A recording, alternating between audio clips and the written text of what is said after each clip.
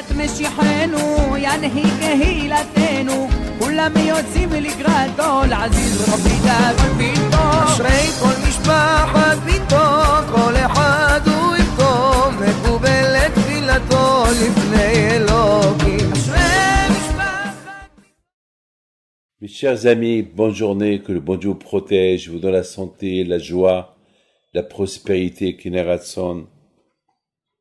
J'espère, si Dieu veut, que tous ces cours de Torah que vous lisez le matin, que vous entendez le matin, vous les faites diffuser à votre tour, et que Hachem vous aide, et que chacun qui diffuse ces petits cours-là à vos amis, et selon les méthodes, selon votre convenience et vos possibilités, quand je vous protège, Amen Kerason. Mes amis, je voudrais vous raconter une très belle histoire pour savoir c'est quoi Hachem. Vous savez très bien que on vit dans un monde où il y a beaucoup de tentations. Il y a beaucoup de tentations. Mais grâce à Dieu, bon, c'est pas facile, hein, les tentations, ils sont pas faciles, hein. Vous savez, malheureusement, à la fin, on faute.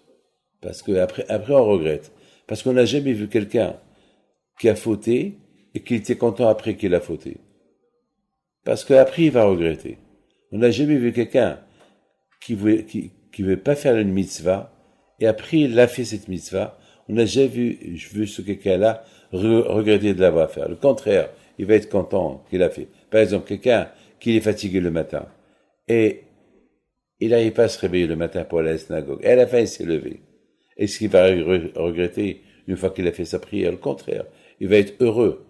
Par contre, il va être malheureux d'avoir raté la prière. Mes amis, vous savez, Rabbi Odia Youssef Alav Shalom, une fois il a dit que à Rosh Hashanah, on évoque Abraham, Yitzhak, Yaakov, on évoque les tzadikim, on évoque les parents. Et Rabbi Odia Youssef, il pose une question. Il dit, mais pourquoi on doit évoquer Zechot Avot?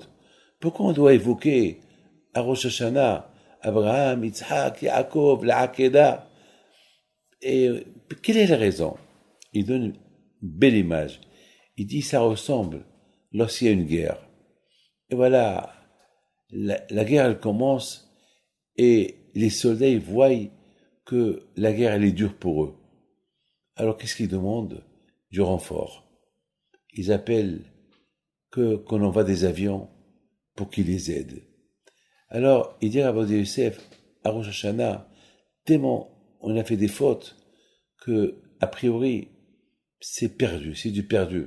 On voit que les mitzvot qu'on a fait, par rapport aux péchés qu'on a fait, les fautes, ils sont plus importants que les mitzvot qu'on a fait.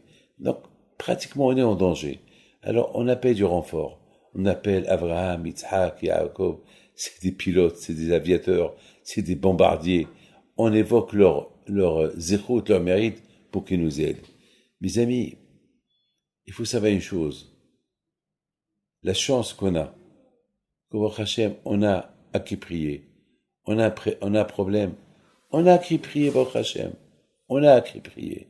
Mes amis, avoir la crainte d'Hachem, c'est pas quelque chose qui est facile. Écoutez bien, c'est des belles histoires que je vais vous raconter. Ça s'est passé j'étais en Argentine, il y a 2 semaines. Il y a un médecin qui est venu me voir. Un grand médecin que j'ai vu il y a 6 mois. Ce médecin-là, c'est le médecin de mon Baal Habayit, le monsieur qui s'occupe de moi en Argentine. Il s'appelle monsieur César, c'est son médecin. Donc, il vient me voir, je vois qu'il avait un sourire. J'ai oublié de vous raconter que ce médecin-là, il y a 6 mois, il avait la grave maladie. Les médecins lui ont dit, tu sais quoi? Profite de la vie. Tant que tu n'es pas encore malade, tant que tu n'as pas trop mal, parce que la maladie, elle s'est propagée dans tout le corps. À un moment donné, tu vas avoir très mal et on va te donner que de la morphine. Parce qu'il n'y a pas de chimio. On peut t'en faire, mais tu vas souffrir plus que ce que tu es maintenant là. C'est mieux, profite Tu as quelques semaines, voyage. Profite de la vie. Alors, Monsieur César, bon, bah, là-bas, il lui dit, tu sais, mon rabbin, il est là. Viens chez lui. Il va te faire une bracha. Ce monsieur-là n'est pas croyant. Il n'a jamais, il sait pas même pas c'est quoi Hachem. Rien du tout. Il vient, il s'assoit en face de moi. Il me dit, mon client, M. César, m'a dit que je viens chez vous. Je sais pas pourquoi je suis venu chez vous. Vous savez, moi je suis pas croyant. Moi, mes parents ont traversé la Shoah et voilà, j'ai la maladie et il faut que j'accepte. J'ai vu beaucoup de gens partir de cette maladie. Je voudrais bien vivre, mais je peux rien faire. Alors, il m'a dit que je viens te voir. Ouais, je viens. Je le regarde. Je sais pas quoi lui dire. Je lui ai posé une question. Tu fais Shabbat? Non, je ne crois pas. Tu manges kasher? Non, je ne crois pas. Le cochon, il est bon. Non, je peux pas. Alors, en quoi je peux t'aider? Alors, il me répond, il me dit, justement, je ne sais pas. Je ne sais pas en quoi tu peux m'aider. Ça. Alors, il regarde Monsieur César, il lui dit, pourquoi tu m'as amené ici? Bon, alors, demain, je voyage. J'ai dit, attends. Le médecin t'a pas donné de chance. Oui ou pas? Il me dit oui. Mais avec le bon Dieu, il y a toujours la chance. Il me dit, mais je ne crois pas. Ben justement, qu'est-ce que tu perds? Si le médecin te donne un médicament, tu vas le prendre. Là, même le médicament, il ne te le donne pas. Et tu le crois. Tiens, essaye quelque chose. Il y avait sa femme à côté de lui. Il regarde sa femme. Et sa femme, elle le regarde. Et il dit à sa femme, qu'est-ce que tu penses? Il dit, que je pense? Et qu'est-ce qu'on perd? Si on fait Shabbat, si on mange du kasher. Et, what's the problem? C'est quoi le problème? C'est comme un médicament. Si le médecin t'aurait dit de faire ça, tu vas pas le faire, tu vas le faire. Se poser des questions. Alors pourquoi tu vas pas le faire? J'étais heureux d'écouter ça. J'ai écouté. Moi, je peux pas vous aider. Moi, je m'appelle David Pinto. Je suis pas médecin. Je suis pas un prophète. Je suis rien du tout. Je te donne un conseil, c'est tout. Il y a Hachem. Avoir la crainte d'Hachem. Parce que les mitzvot, c'est eux qui nous attachent à Hachem. Pour arriver un jour à avoir la crainte d'Hachem. Qu'est-ce que tu perds? Tu perds rien du tout.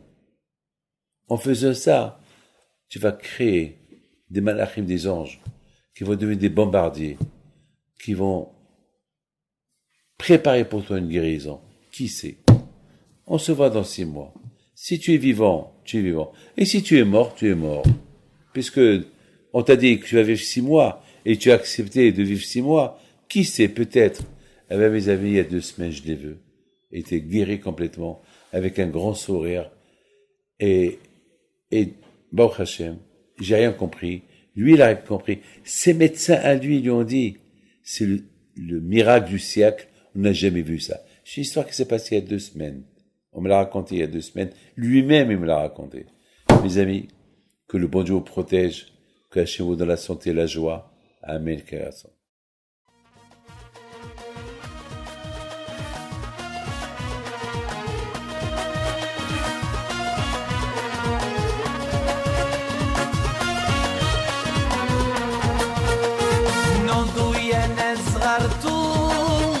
على ربيع حي بنتو وقف لنا زي خو